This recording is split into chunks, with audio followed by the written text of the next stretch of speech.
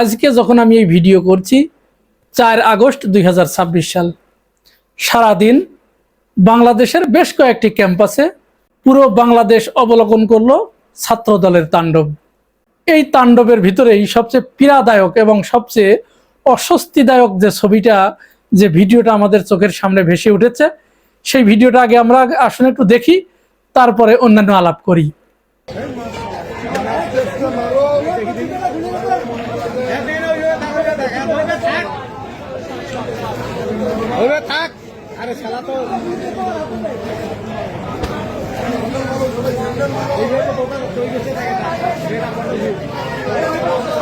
এই ভিডিওটা কোথায়?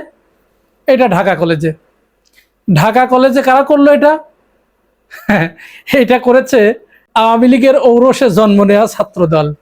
মজার ব্যাপার হচ্ছে, এখানে কিন্তু 5 জনের ছবি ছিল, একজনের ছবি এখান থেকে মাইনাস করেছে, অর্থাৎ সালাউদ্দিন কাদের চৌধুরী। তিনি হচ্ছে মুক্তিযোদ্ধা, তাকে ফাঁসানো হয়েছে, আর বাকিরা রাজাকার, বাকিদের যুদ্ধ অপরাধের মামলায় ফাঁসি দেওয়া হয়েছে।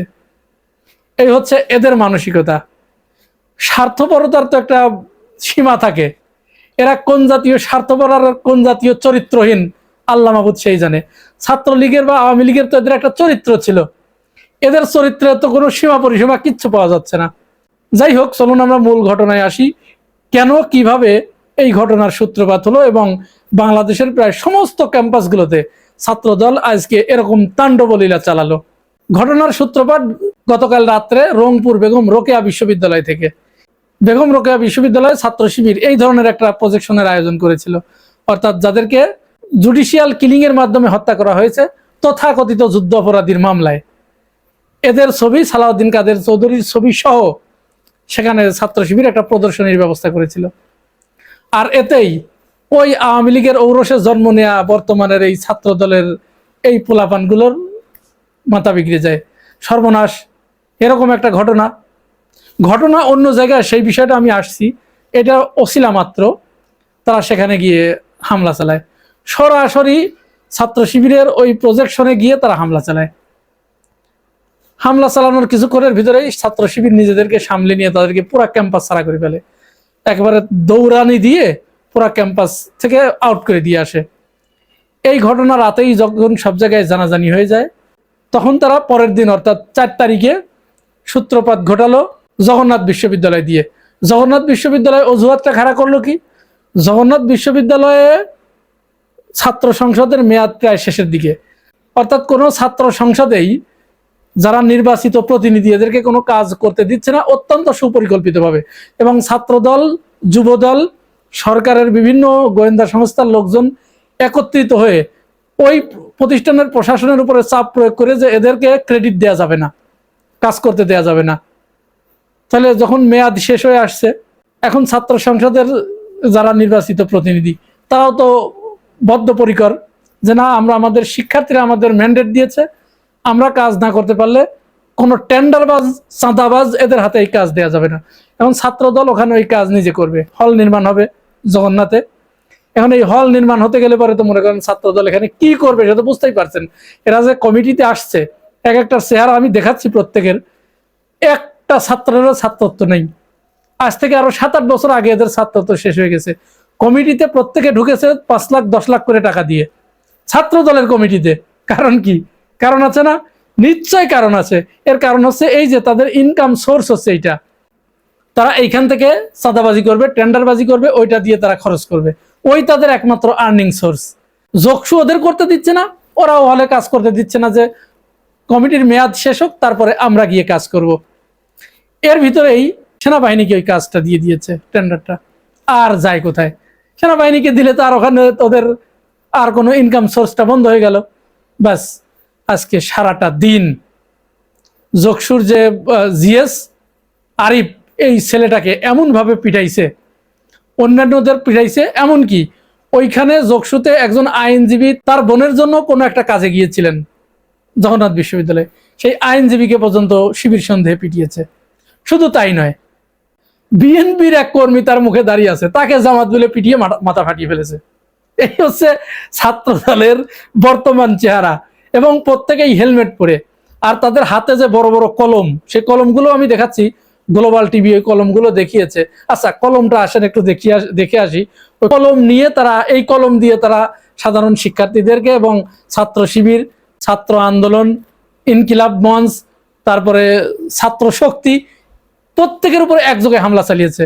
এবং তাদের কথা যে তারা কাউকে এই ক্যাম্পাসে থাকতে দেবে না। ছাত্র দলের যে আহ্বায়ক, দেখুন ওর বয়সটা দেখুন আগে, দেখুন কি বলে।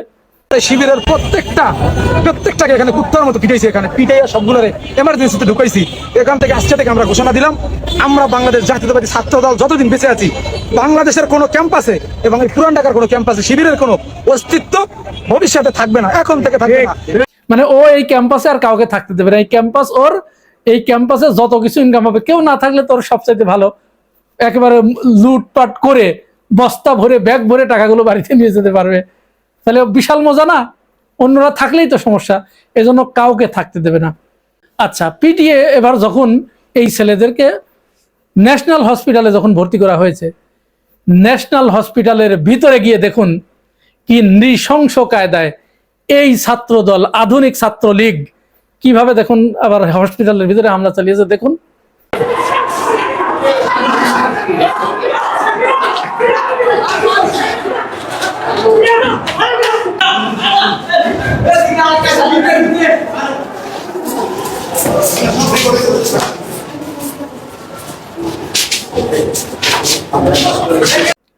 আমরা 2024 সালের কথা আমাদের মনে আছে, এবং আপনারা যারা এই ভিডিও দেখছেন এটাকে কিন্তু 2024 সালের ভিডিও মনে করেন না।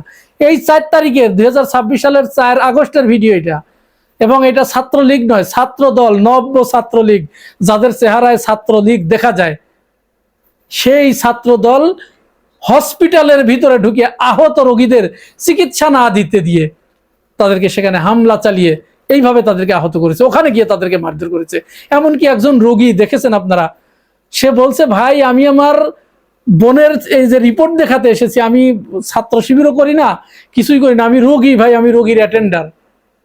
তারপরেও তাকে পিটিয়েছে। এই হচ্ছে ছাত্রদল। এখন প্রশ্ন আসতে পারে, ছাত্রদলের এরকম আচরণ হঠাৎ করে কেন এরকম উগ্রবাদী তারা হয়ে উঠলো? তাদের হাতে কলমের পরিবর্তে এরকম অস্ত্র কেন উঠে পড়লো?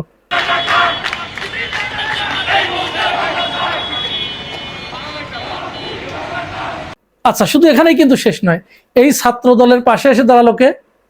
এই যে ঢাকা মহানগরের যুব দলের দায়িত্ব পেয়েছে নয়ন, নাকি ওই যে গুপ্ত, যেটা যে এত বড় বড় দাড়ি রাখছিল আওয়ামী লীগ আমলে, ওইটা নাকি গুপ্ত না, ওইটা তার কৌশল ছিল। গুপ্ত আর কৌশল অবশ্য এখন একটু ভিন্ন। এদের কাছ থেকে অনেক কিছু শিখতে হবে। যাই হোক, সে দেখুন এই ছবিটা দেখুন, কাকে সাথে করে নিয়ে এসেছে। এই যে ছেলেটা দেখলেন, এই ছেলেটাকে জানেন?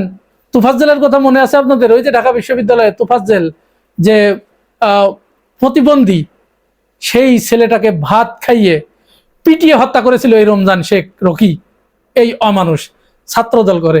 দেখুন তাকে নিয়ে এই নয়ন আসছে ছাত্র শিবিরকে মোকাবেলা করতে, এবং সে পুলিশকে নির্দেশ দিচ্ছে যে ওদেরকে ধরেন, মারেন, গুলি করেন। শুধু তাই নয়, সে ঢাকা আলিয়াতে গিয়ে ঢাকা আলিয়ার ছাত্র দলের ছেলেপেলের সাথে করে নিয়ে ঢাকা আলিয়ার যিনি অধ্যক্ষ, তাকে পিটিয়ে মাথা এইখান থেকে একেবারে পুরা 2 ভাগ করে ফেলেছে। এইভাবে 2 ভাগ হয়ে গেছে। এই হচ্ছে ছাত্র দল, এই হচ্ছে যুবদল। এখন কেন তাদের এই অধপতন, এই হঠাৎ করে কেন তারা এরকম মরিয়া হয়ে গেল, পাগল হয়ে গেল, উন্মাদ হয়ে গেল? এর একটা কারণ অবশ্য আছে। কারণটা হচ্ছে, আপনারা জানেন যে তাদের কোনো ক্যাম্পাসেই তাদের কোনো আধিপত্য নাই, তারা কোনো জায়গায় দাঁড়াতেই পারছে না, তাদের কোনো রাজনীতি নাই, তাদের কোনো ইস্যু নাই। কি নিয়ে তারা ছাত্রদের কাছে গিয়ে দাঁড়াবে? 24 পরবর্তী সময়ে এদেশের ছাত্র সমাজের ভিতরে যে আকাঙ্ক্ষাটা তৈরি হয়েছে, যে রাজনৈতিক ধারণাটা তৈরি হয়েছে, এখানে ভালো না হলে কেউ এখানে টিকতে পারবে না। তো সেই ক্ষেত্রে ছাত্রদল তো জিরো, ওদের কিচ্ছু নাই। ওরা শুধু টাকা দিয়ে দলে ঢুকেছে চাঁদাবাজি করার জন্য, টেন্ডারবাজি করার জন্য, ক্যাম্প স্ট্যান্ড দখল করার জন্য। তাহলে ওদের পক্ষে কেন লোকজন যাবে, ছাত্ররা যাবে? তো যখন তাদেরকে কেউ একসেপ্ট করছে না, তখন তারা জোর করে ক্যাম্পাসগুলো তো তাদের দখলে নিতে হবে, কারণ দল ক্ষমতায়। যদি ক্যাম্পাস দখলে না নিতে পারে, তাহলে তো তাদের এই যে টাকা দিয়ে দলে ঢুকেছে, এটা তো তাদের সব মাঠে মারা যাবে। আর সমস্ত ছাত্র সংসদের মেয়াদও শেষ হয়ে আসছে।